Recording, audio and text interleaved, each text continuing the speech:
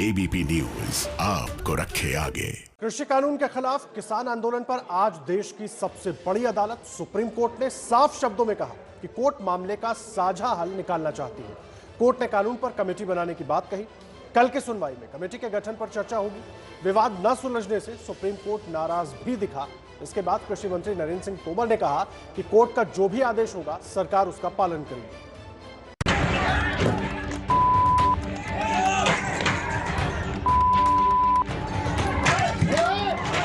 किसानों के कोहराम का ये वीडियो रविवार का है।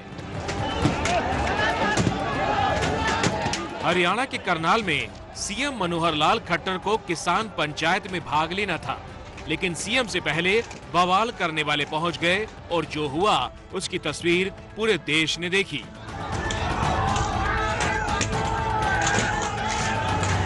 करनाल के कैमला गांव की इस घटना के बाद से हरियाणा की पुलिस एक्शन में है और 71 लोगों के खिलाफ नामजद मामला दर्ज किया गया, जबकि अज्ञात समेत कुल आरोपियों की संख्या 800 है।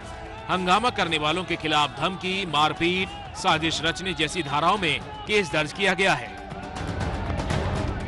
एविडेंस जो है कलेक्ट कर रहे हैं, मौके की जो वीडियोस हैं और जितनी भी हैं, और उसके बाद जितने भी नामजद हैं और बाकी लोग जो सामने आएंगे सबके खिलाफ कानूनी कार्रवाई। ये आरोप है कि इन्होंने उसमें रैली स्थल में घुस के तोड़फोड़ की है, लोगों की जैसे फसल के बीच में से निकल के आए हैं उसका नुकसान हुआ है, पुलिस मुलाजिमों को भी चोटें लगी हैं।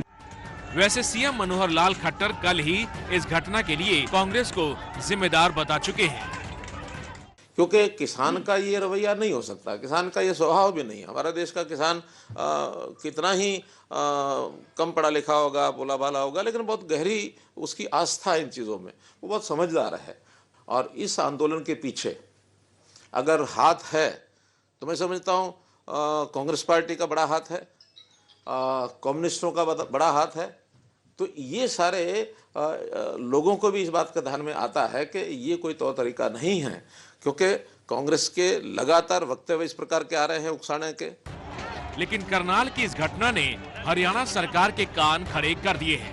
किसानों के कल के उपद्रव के बाद आज खबर ये आई कि जिन समेत राज्य के 8 जिलों में गणतंत्र दिवस के मौके पर झंडा फहराने का काम मंत्री की बजाय अफसर करेंगे। एबीपी न्यूज को वो सरकारी चिट्ठी मिली है जिसमें 26 जनवरी के कार्यक्रम का जिक्र है। हालांकि ये चिट्ठी 8 जनवरी की तारीख में जारी की गई। किसानों का कहना है कि सरकार डर गई है, क्योंकि पहली बार ऐसा होगा जब अफसर झंडा फहराएंगे।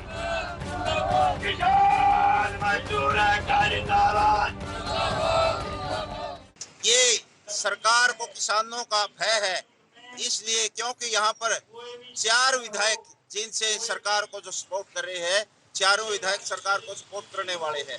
तो किसानों के भय के कारण कोई भी विधायक या कोई भी मंत्री जींद के अंदर झंडा फहराने के लिए नहीं आया है, इसलिए डीसी को यहाँ की जिम्मेवारी सौंपी गई है। इन सब के बीच किसान आंदोलन को लेकर सुप्रीम कोर्ट में भी आज सुनवाई हुई। किसानों का मामला और कृषि सुधार बिलों का मामला ये उच्चतम न्यायालय में विचाराधीन है और इसलिए अभी इस पर कोई टिप्पणी करना उपयुक्त नहीं है। सुप्रीम कोर्ट कल फिर सुनवाई करेगा, तो बाकी सुप्रीम कोर्ट का आदेश तो सर्वोपरि है। सुनवाई के दौरान सुप्रीम कोर्ट ने कहा, हमारा इरादा साफ है कि एक सर्वसम्मत हल निकले।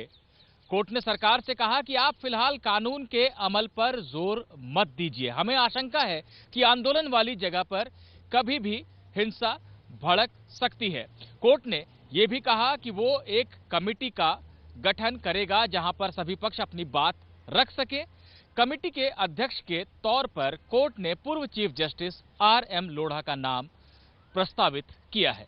Honourable chief justice of India ने केस के शुरुआत में साफ तौर पर केंद्र सरकार को डांटते हुए कहा कि इस तरह से इतने दिन हो गए हैं, पिछली डेट 17 दिसंबर से आज 11 दिसंबर हो गई, तब से अब तक इतनी पिटीशन हो चुकी हैं, इतना टाइम लग चुका है, इतने किसान मर चुके हैं, कुछ तो सुसाइड कर चुके हैं, बारिश हो चुकी है, मौसम कितना ठंडा है, इन सब बातों के बावजूद भी वार्ताएं चल रही हैं, डायलॉग चल रहे हैं, 8 बार वार्ताएं हो चुकी, सफल क्यों नहीं हो रहे, क्यों नहीं आपकी वार्ताएं सिरे चढ़ रही? सुप्रीम कोर्ट में सुनवाई के दौरान अटॉर्नी जनरल ऑफ इंडिया ने सुप्रीम कोर्ट से कहा कि आंदोलनकारी किसान 26 जनवरी को राजपथ पर ट्रैक्टर दौड़ाने की बात कर रहे हैं, जिसके फौरन बाद किसान संगठनों के वकील दुष्यंत दवे ने भरोसा दिया कि हम ऐसा नहीं करेंगे। दुष्यंत दवे की बात सुनने के बाद में चीफ जस्टिस ऑफ इंडिया ने कहा कि हम इससे खुश हैं, लेकिन अटॉर्नी जनरल ने कहा कि इन किसान संगठनों से इसको लेकर हलफनामा लिया जाना चाहिए। फिलहाल मामले की सुनवाई कल भी जारी रहेगी। Ankit Gupta, ABP news.